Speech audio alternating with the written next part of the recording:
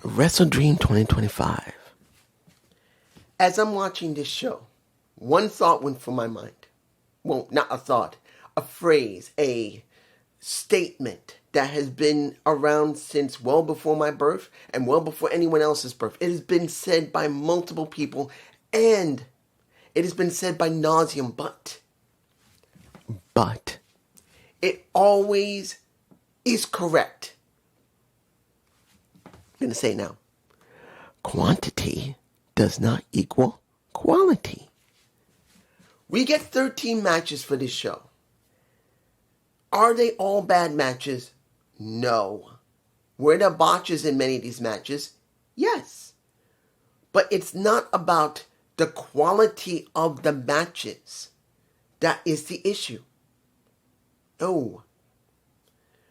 The quality of matches generally were all very good. That is what you can always say about AEW. You have good wrestlers there. But what makes the problem so apparent in AEW, it's not the match quality.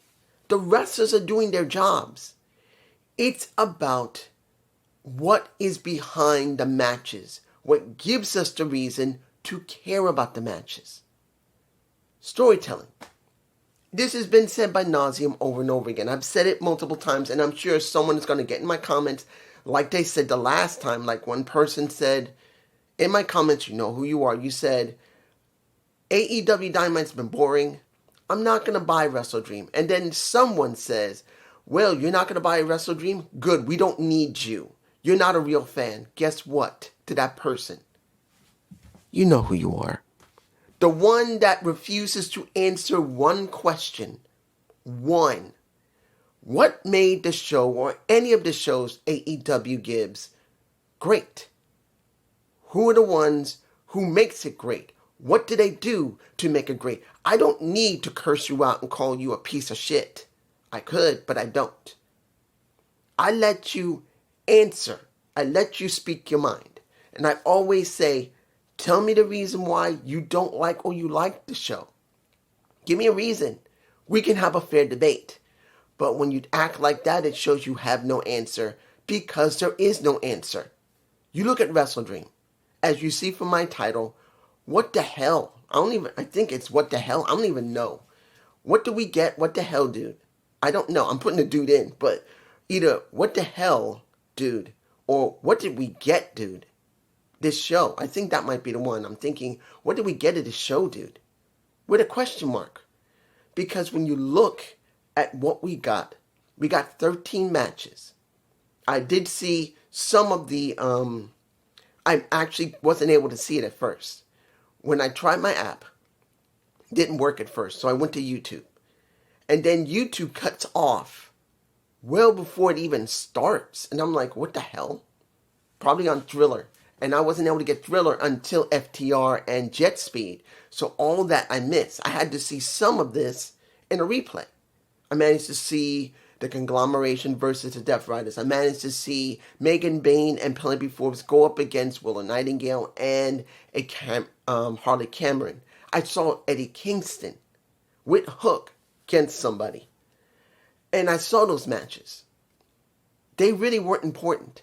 Of course, they're on the kickoff show. They're on the Trailgate Brawl. That's where they were.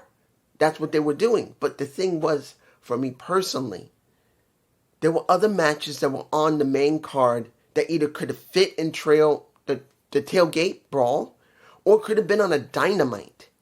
We literally had 13 straight matches. And they either didn't make any sense, some of them. Others were perfectly fun and great. But there were some that didn't need to be there, that legitimately made no sense to even do. And I'm like, what was the point? What? Let me give it to you like this. I'm not going to talk about the Trailgate. I'm not. The most I'm going to say is I'm glad to see that Eddie Kingston is working with Hook. I'm sure not everyone is going to be fond of it. That they're not going to probably be fond of it. Because Eddie Kingston doesn't need to be paired up with anybody. But it is good to see that Hook is working with someone who's as seasoned as Eddie. He might actually be able to help him to talk more better. Because, let's be honest, Hook is not known to be a talker, but Eddie's one of the best talkers in the business. So I'm kind of hoping that's what he learns from Eddie Kingston. Did I care about Bane? No, but she's beautiful. Do I care about Penelope Forbes? No, I want to marry her. Do I care about Harley Cameron? No, but I'll marry her too. And do I care about Willow Nightingale? Hell yeah, I do. But not in the match. That's what I got. And I'm not leaving out Megan Bayne on purpose, because what does Megan Bayne do? Nothing. Nothing. And that's the thing. Because they lost the match again. Who was the one who jobbed? You know who. It's who always jobs for Megan Bayne, and that's Penelope Forbes. So what is the point of Megan Bayne? Nothing. But let's go to the first match that was on the main card. That wasn't supposed to be there. Supposedly, when I started watching on the app, I'm seeing FTR versus Jet Speed. And that's not supposed to be on the main card, but it filtered over to the main card supposedly. No, wait. I'm getting confused. Tesla and Jamie Hayter got put onto the main card because there was no room for them. Jet Speed was at the very end. They had their match. We were able to watch it on the main card. But it was announced that Tesla and Megan Bayne were on the main card. Now, mind you, did I hate the match between Jet Speed and FTR? No. But it was not the point of hating it. It's the point, what was the point? What was the point? Because FTR should be more up on the card, and they're working with Jet Speed, who, yes, I like Jet Speed, but who cares about Jet Speed? They should be built up, and they're not being built up. They're just working with FTR. Tesla versus Jamie Hayter. I'm sorry, understand, I love the women's division, I care about the women, but this match did not need to be there. It didn't. I didn't care. Now, is there going to be a blood and guts match where the Triangle of Chaos is going to have a match? I think they're supposed to. I don't remember right now. And I can understand why they did it, but it didn't need to be here. It didn't need to be on the main card of WrestleDream. That was not necessary. Was it a bad match? No. I didn't hate the match. But I'm telling you right now, 100%, the match didn't need to be there. We already had 2 women's matches on the card already. Putting a third one that really didn't have any type of real cost other than their hatred towards each other. And I can understand, you're going to say, dude, there's your story. There's hatred there from Jamie Hayter to Tesla because when she came in, she nailed Jamie Hayter. Well, here's the problem. That story should have been built up more on Dynamite and should have had some type of stipulation, which it did not. So it didn't help. They didn't have a stipulation for that match, which they needed one. And even if they are going to do blood and guts for the women, maybe at Full Gear, this doesn't help. So as good as the match was, and was pretty good, and Hayter won, it just was not enough to be on this card. Next, the $500,000 match where you get Jungle Boy Jack Perry.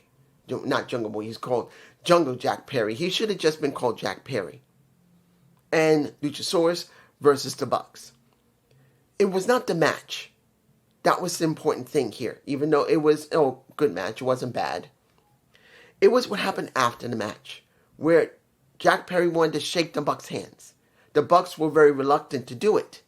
And then you see the Don Callis family coming out attacking the Jurassic Express. Well, let me give it to you like this. Seeing Jurassic Express being destroyed by the Don Callis family, then you seeing Kenny Omega come out, was it important for story? I don't know. Because I'm very confused about this situation with the Don Callis family. Why did they come out to attack them? Maybe I'm missing them because I don't watch Collision, so I don't know why the Don Callis family came out. It might be due to the fact because of the association with the Bucks. Maybe that was it. Or maybe something on Collision that I don't know about. But seeing that the Bucks were hesitant and weren't sure to go and help Jack Perry and Luchasaurus, and Kenny Singh go in there and help, and they're not doing it. They walk away because they're frustrated because they didn't win their money and they have no authority anymore. We know they still have authority. But the thing here is this. You see that Kenny is now being trusted to the point with Jack Perry and Luchasaurus. But what does that really mean? Does it mean the Don Callis family has another feud to be dealing with? Because Kenny Omega it is here, but there's no Will Ospreay. He's still recovering from his surgery.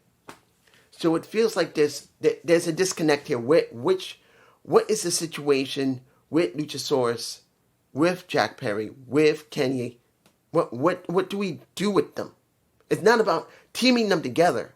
You want to put them as a trios? Fine. It's not the problem here. They can go into the trios title picture, which we've been needing because, let's be honest, the Death Riders need to be dealt with, and you need to do something.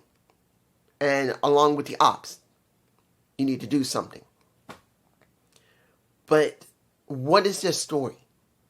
They can't just be wrestling. It's got to be more. Next match. Excuse me. Almost sneezed. We get a match that made no damn sense. None. This bullshit didn't need to happen. Because we already settled it. That is the Demand versus the Hurt Syndicate in a Tornado Trios match. Didn't we just have a street fight between them less than a week or two ago? What is the point of having this match here when you just did a street fight a few weeks ago or a week or two ago? You just did that street fight when you could have put it here, or you didn't even need to do the street fight.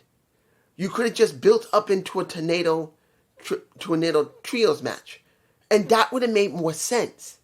It's just a repeat of the damn street fight. It made no sense.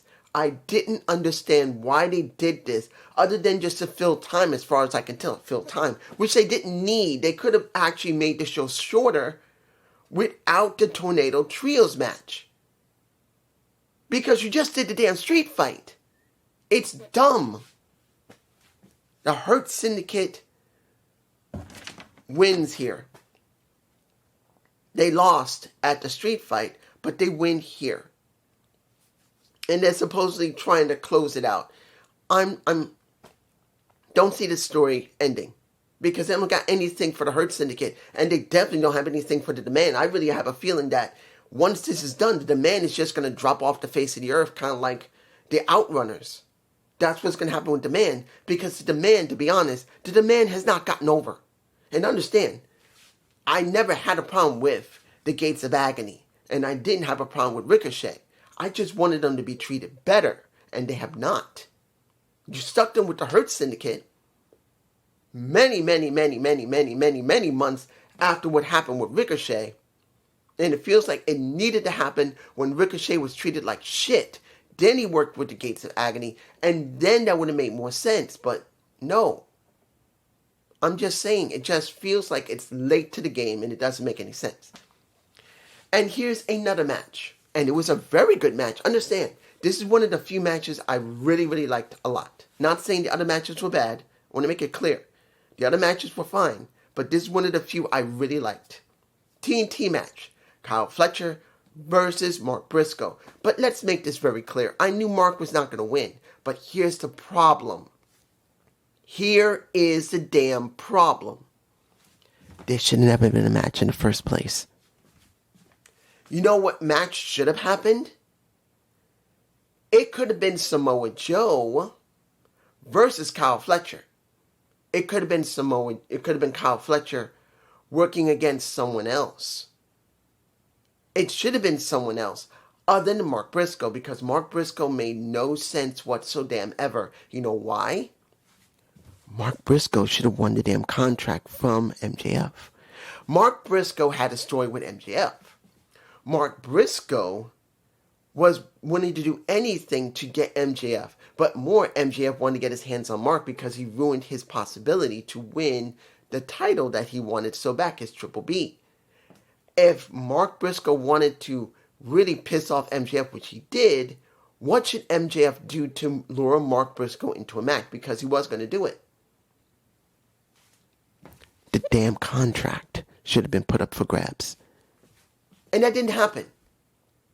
Mark Briscoe wins against MJF and he goes away, which made no sense. Mark should be going up against Hangman Page. He should have cashed in his title shot, which would have been the damn contract that he could have gotten from MJF.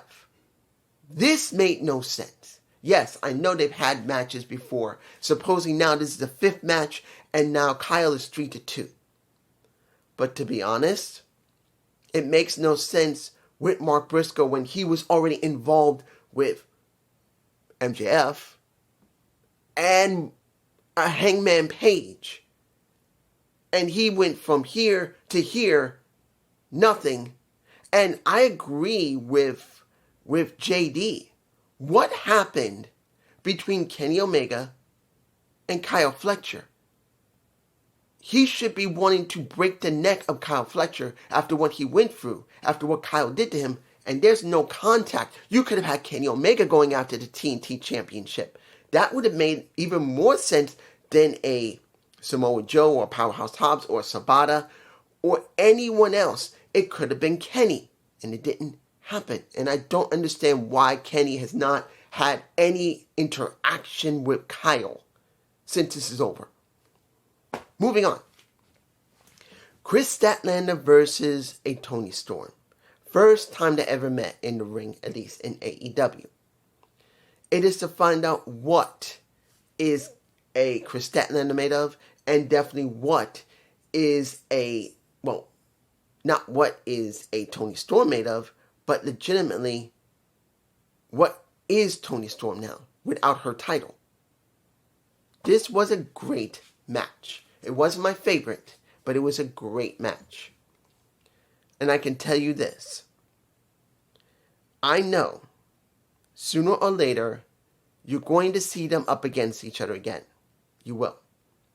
I don't think it's going to be for a title, and that is Tony Storm versus a Chris Statlander. I do not think it's going to be for a title again. I think eventually they will go up against each other, but I think that's it between them.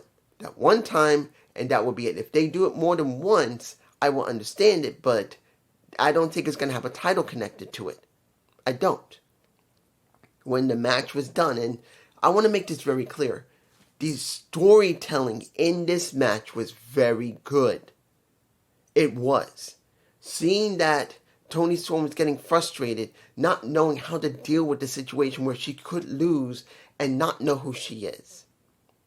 And that meant a lot to me personally. That is the part of this story I really did like the most. And also, got to say this because I didn't mention it earlier, the vid pack for both of them were done pretty well. I think Toni Storm's vid pack before she came out was the best between the two. But when you hear a little bit of music that was played for the Chris Statlander and it was funky like the 1970s, like you doing psychedelic stuff, it felt, I have to admit, it did work with her character as a creature from another planet. Doesn't mean it's great, but it did work with it. In the end, when it was over, Toni Storm hugged her, gave her the title, rolled out of the ring. I thought she might have got cut on her back. She might be cut, I don't know. But essentially speaking, it was over. That was done until Mercedes came out, got up in the grill of Chris Statlander, tell her to get out of her damn ring, and then she waits for her challenger. And understand, she's now beaten Ultimo Dragon for technically speaking, I think she has beaten Ultimo Dragon's length of time with the amount of titles he had. Fine. But now you added another title for her to go after, which was Mina Shirakawa's ROH Women's Interim Championship. I don't know why they keep doing this interim shit. It's stupid. I was thinking it would be nice if there was someone that we had not seen in a long time to come back and challenge. To be honest, I would have liked to see Ruby Soho. She hasn't been back for a long time, and I don't know what's going on with her. Maybe she's just decided not to wrestle right now because she wanted to focus on taking care of her daughter. I think they have a daughter. Her and Parker. I think they have a daughter right now. I think. But it would have been nice to have someone else. Hell, I would have liked to see someone you normally don't see. All those people they have in the back, and they still use the same people. And it's Mia Shirakawa. And understand, I love me some Mia. I'm married at. If she would have me, that's the thing. There's always someone to say, I want this woman, I would marry her. It's not just about you wanting her, but would she want you? Me? I'm older than she is. I don't know if she won my ass. But their match was fine. But I did not expect, and she is now the longest reigning TBS champion, I didn't expect them to actually be stupid enough to make her break the streak that they wanted so bad, to get that streak off of Jade Cargill. They don't want that because she's part of WWE right now. They just don't want her to have it. That's why they let Mercedes do this. But I'm like, you're going to give her another title? And guess what they did? She now has 11 titles. She's now broken Ultimo Dragon's, I believe, record of 10. She's now got 11. And she's now broken the title. The streak that he had. But here's the thing. Now what? And I'm sure you're going to say, dude, what about Chris Statlander? I know what's going to happen. Chris Statlander, in Full Gear, will go up against Mercedes Moné. And it's going to be one of two things. Either Mercedes will lose, but it will be in a screwy ending and none of her titles will be involved. Or Mercedes will win, but there'll be some type of screwy ending and Chris Statlander will not lose her title no matter what. Because I just don't see Mercedes Moné holding every title that's in AEW. The only one that she hasn't gone after is a TV title for the women. That's in ROH. I don't see her doing that. But the key here is, I don't see Chris Statlander losing here. And instead of trying to build someone up for Chris to deal with, instead of giving us somebody new for Chris Statlander to deal with, you threw Mercedes at her, setting up for Full Gear. You see I'm getting angry. You see I'm botching here because I'm botching. I am pissed off that this situation is going on. Oh, hang on. I wanted to end it because there was an issue. It was beginning to flash. But here's the thing. You don't build up Chris Statlander with someone new. You don't got anybody. AEW doesn't have any women that are built up correctly. The ones that you've seen are the ones they got. You got Anna Jay, that's the one they've shown the most. Ty Mello, that's the one that's shown most. Megan Bayne is the one that's shown the most. Penelope Forbes is the one that's shown the most. Willow Nightingale that showed. Harley Cameron they've shown. That's it. And they got so many more women in the back. But guess what? Instead of using somebody new and different that you should have built up months ahead of advance, you haven't. You're using someone that's already established. And that is Mercedes. And that makes me very upset because the women's division in AEW is not being cared for. You have dozens upon dozens of women that have not been seen on Dynamite, maybe on Collision, but not Dynamite. And you're legitimately doing nothing with them except straight matches on either ROH or Collision. Where is Deonna Purrazzo? Where is she? You could be building her back up. Where is a Taya Valkyrie? You could be building her up. They're on the ROH, I believe, ROH only. Those women are multiple time champions in multiple promotions.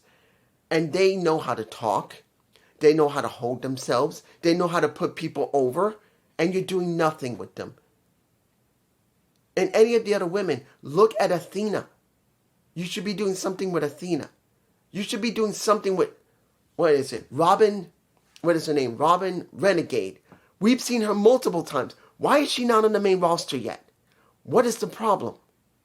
I'm just saying, moving on. We now get, the match I like the most. That was Bandito. Well, Bandito and Brody King. I can't say Bodito.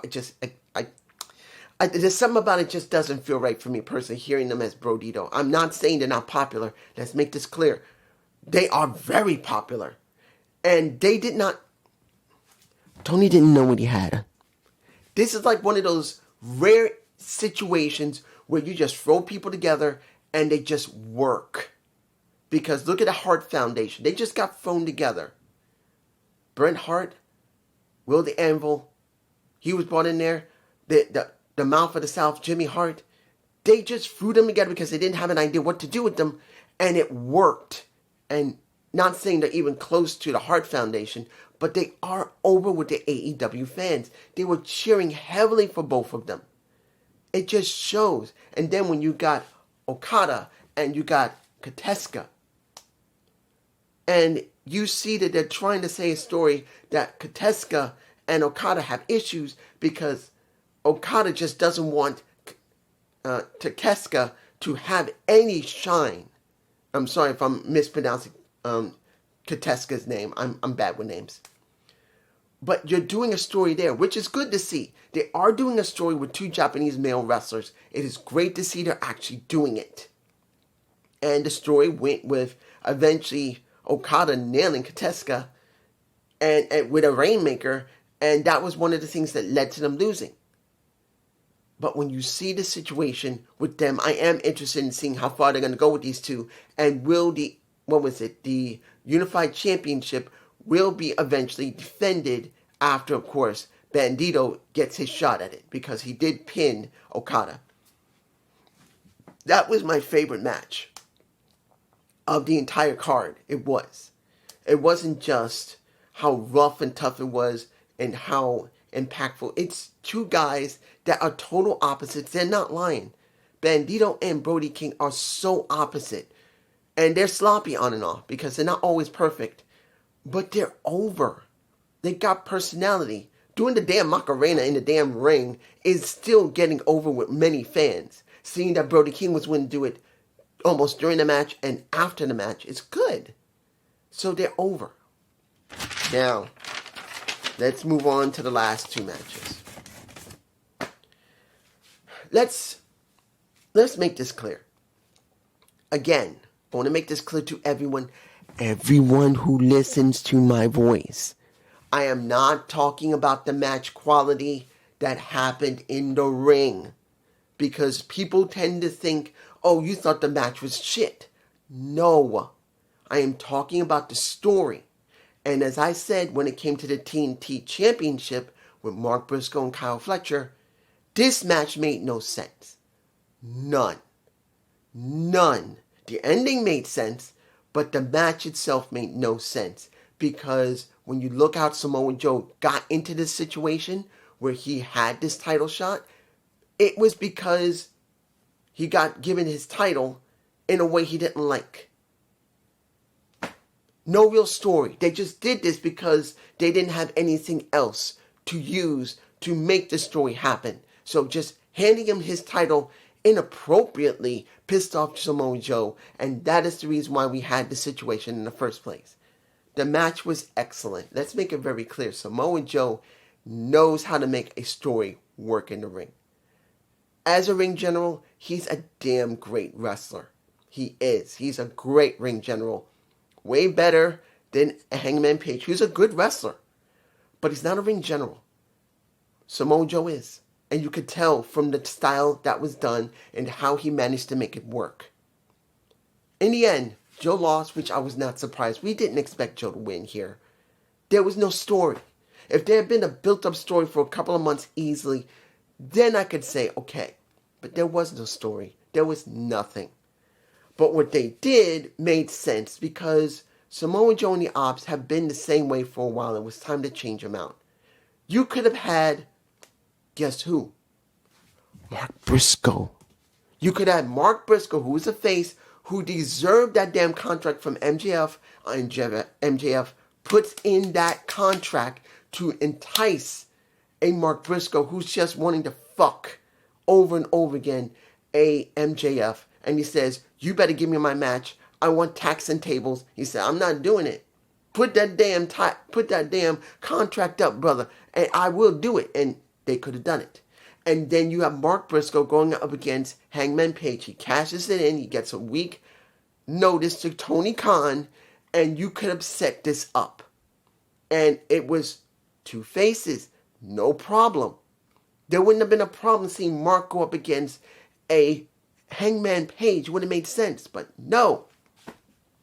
It made no sense. But seeing that the Ops needed to switch out, and after Samoa Joe gave him a hug, raised his hand, he whooped his ass, and the Ops destroyed him, made sense. Do I care about Samoa Joe wanting to go after that title again? No. Because there's no story behind it, and he needs, and I want to make this clear, the Ops and Joe need to win and keep winning to look strong as heels. And I don't see that happening with Samoa Joe, with Shibata, and Powerhouse Hobbs. I don't see it. Now, if it happens, I'm going to be happy, and I'll be fine that I'm wrong. But as it stands, this is just to give Hangman Page something to do. That means he's going to go for the Ops. That's the way it looks. He's going to go for the Ops until he gets to Joe again. Final match. And this is where I'm like, what is this show, dude? I think that's the title I'm going to put for this video. What is this show, dude? The I Quit match between Moxley and... Let me give it to you like this. The match itself, I didn't really care for. I'm not that I don't like I Quit matches. I just truly believe, and I want to make this clear to all of you. Is this still working? Yep, it's still working. I'm sorry. I thought my mic died. I'm so sorry. I'm so sorry about that. I thought my mic just died. But let me tell you this. When you, as fans, look at this story between Moxley and Darby Allin, you got to see this is all they got. Legitimately. The most strongest feud they had with the most strongest story is Darby Allin and Jon Moxley. That's all they have. And you're like, as a fan, if you really understand what's going on here, you're like, dude, this is a great story, but what is the end game for the story? Because the Death Riders should have been over already, but they're not.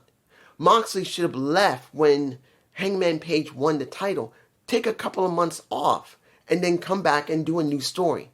No.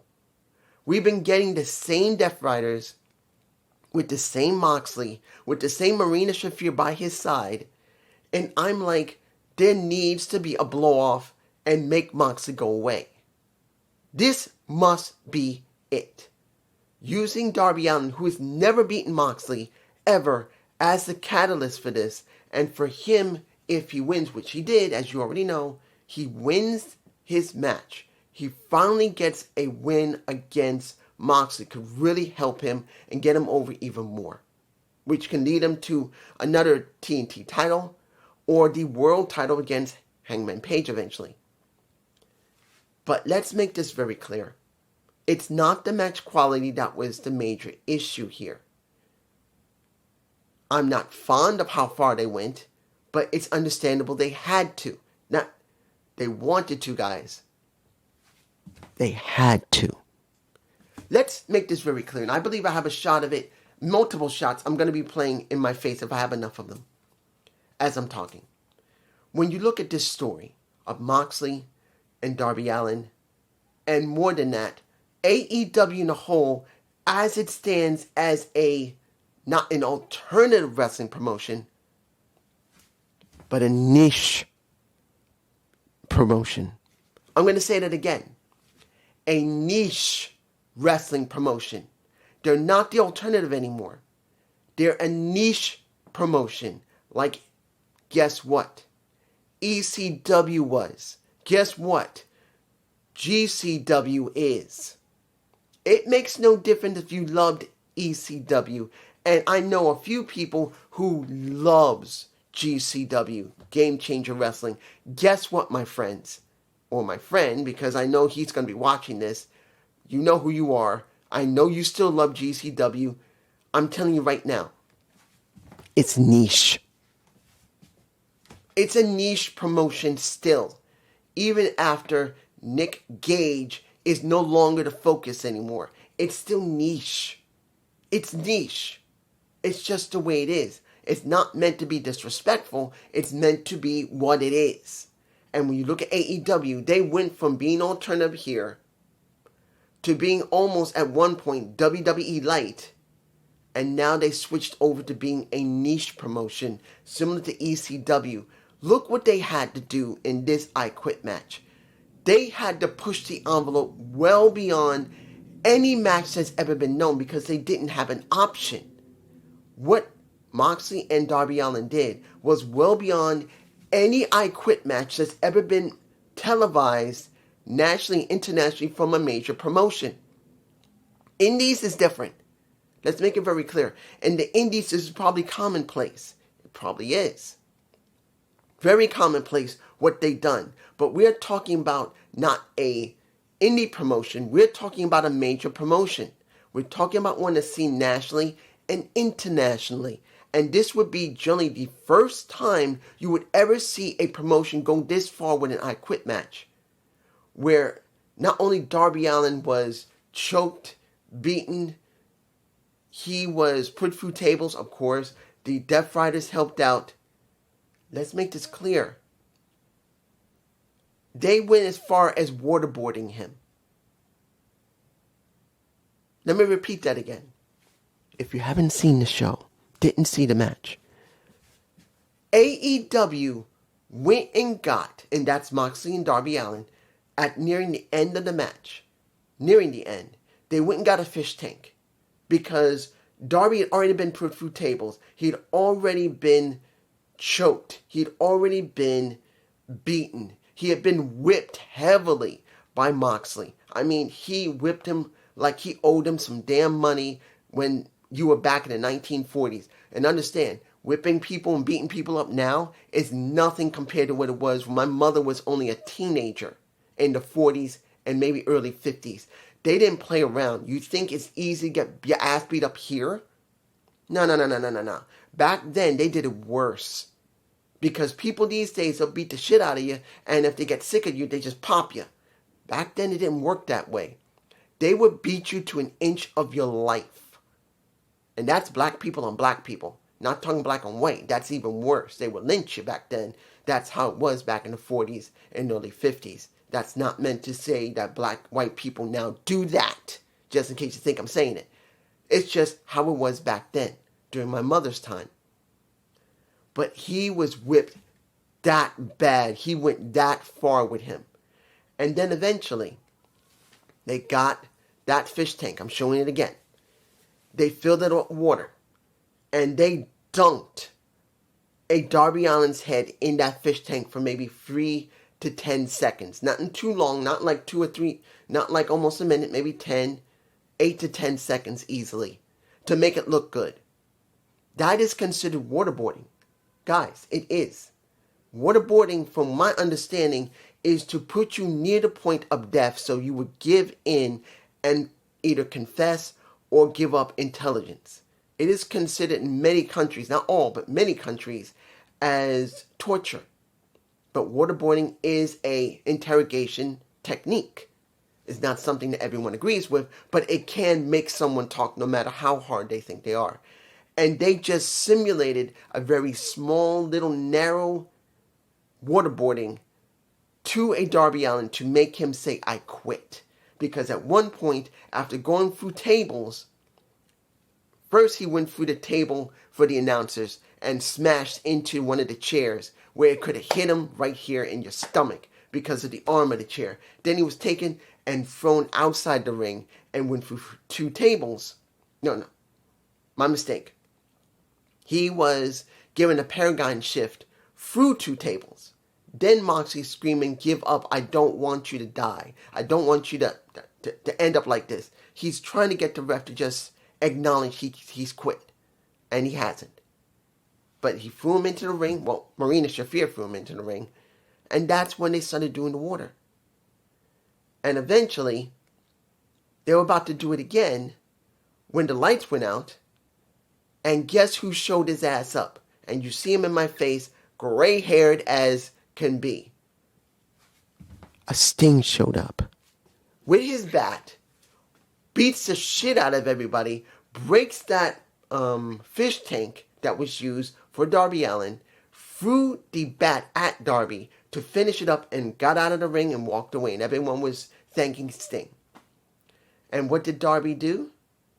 He nailed Moxley. He choked him. At one point, he tried to choke him with that flag that he took to Mount Everest. He did it again. He coffin dropped him. And then he used which I'm surprised he gave in, a scorpion deathlock on him in glass. Supposedly, that was in the ring. And with a huge puddle of water. And then finally, he gave in. And Darby wins. Now, mind you, this makes Darby look, well, how can I say this?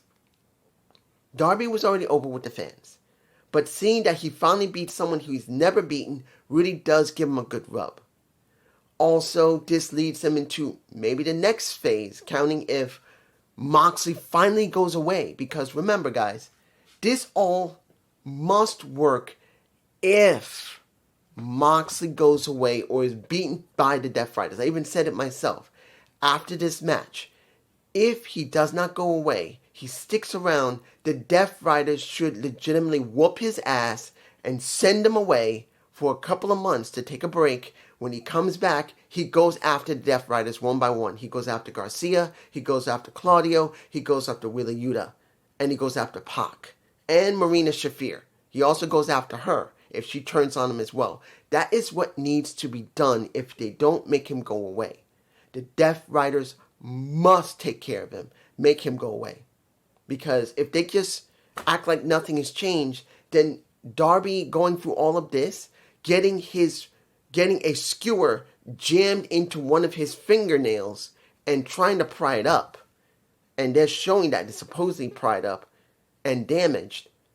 Dude, if he went through all of that and Tony and Moxley doesn't say, okay, now you gotta go away, or I gotta go away, this made no fucking sense. This was just a waste of time. For Moxley to get a change in character, for Darby Allin to go further than he is now, Moxley must go. Take a break. Be with his wife, be with his daughter for a few months. Take a break. But this is me. I felt, and I'll make this clear, this was too long. 13 matches. Quantity does not equal quality. Matches that were on the card should never have been there. The Hurt Syndicate versus The Demand in a Tornado Trios made no sense because less than a week or two before they did a similar style match, which was a street fight. We got women that were good. The women's matches with Mia Shirakawa and Mercedes was good. When it came to Chris Statlander and Toni Storm was good. But when you look at Tesla and Jamie Hayter, that didn't need to be there. It didn't need to. Also, the TNT title, I really believe the best person that should have gone after that title was Kenny Omega. And I know you're going to say, dude, what about when it came to Jurassic Express versus the Bucks? Well, that was an okay match. And it did have a story connected to it because they're trying to do something with the Bucks. It looks like they're trying to make them start reconsidering being bad guys and maybe be good. You got maybe Kenny, who's going to be involved with them. But I don't know how they're going to make the Don Callis family make any sense. So it wasn't a bad match, but it made sense. But I'm telling you, there were matches here that didn't need to be here. They could have been on Dynamite. But this is just me, and I hope you enjoyed this WrestleDream 2025 review. Please give me a like below. Give me a comment. Particularly give me a like or a comment because it's the only way the algorithm is going to see me, and I'm not going to make no money. I don't make no money. I just want and hope People like and see me. Peace.